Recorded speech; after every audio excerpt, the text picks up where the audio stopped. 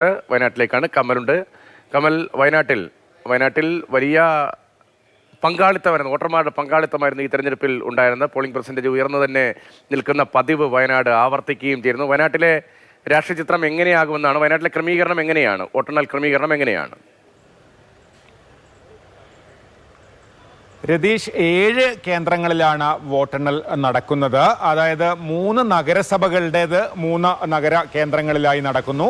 4 block പഞ്ചായത്തുകളിലെ ത്രിതല പഞ്ചായത്തുകളുടെ വോട്ടെണ്ണൽ അതത് കേന്ദ്രങ്ങളിൽ. അങ്ങനെ 4ഉം 3ഉം 7 കേന്ദ്രങ്ങളാണ്.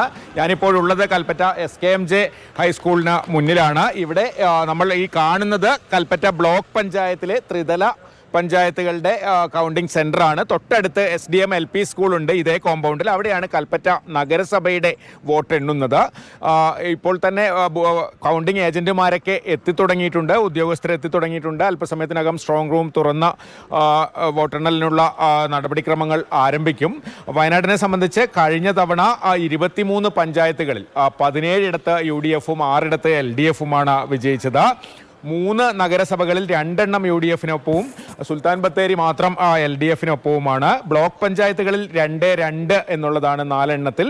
ജില്ലാ പഞ്ചായത്തിലാണ് കഴിഞ്ഞ തവണ ഏറ്റവും ശക്തമായ ഒരു മത്സരം നടന്നത്. 16 ഡിവിഷനുകളിൽ 8 LDFും 8 UDFുമായിരുന്നു. പിന്നീട് നറുക്കെടുപ്പിലൂടെയാണ് കോൺഗ്രസിലെ സംഷാദ് മരക്കാർ പ്രസിഡന്റായി 5 വർഷവും തുടർന്നത്.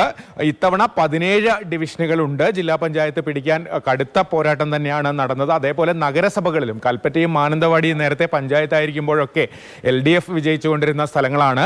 അവിടെ കഴിഞ്ഞ തവണ 2 നഗരസഭയും UDFിനായിരുന്നു. അതുകൊണ്ട് തന്നെ തിരിച്ചു പിടിക്കുക എന്നത് LDFിനെ സംബന്ധിച്ചൊരു അഭിമാന പോരാട്ടമാണ്.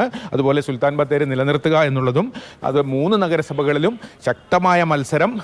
പൊതു രംഗത്ത് നിന്നടക്കം മികച്ച സ്ഥാനാർത്ഥികളെയൊക്കെ നിർത്തിയാണ് ഇരു മുന്നണികളും ഈ നഗരസഭകളിൽ മത്സരം കാഴ്ചവെച്ചത്.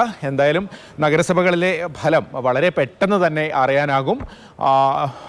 കൗണ്ടിംഗ് തുടങ്ങിയാൽ വളരെ പെട്ടെന്ന് നഗരസഭകളിലെ ഫലമായിരിക്കും വരിക. എന്തായാലും എല്ലാ ഒരുക്കങ്ങളും സജ്ജീകരണങ്ങളും ഒക്കെ റെഡിയായി കഴിഞ്ഞു.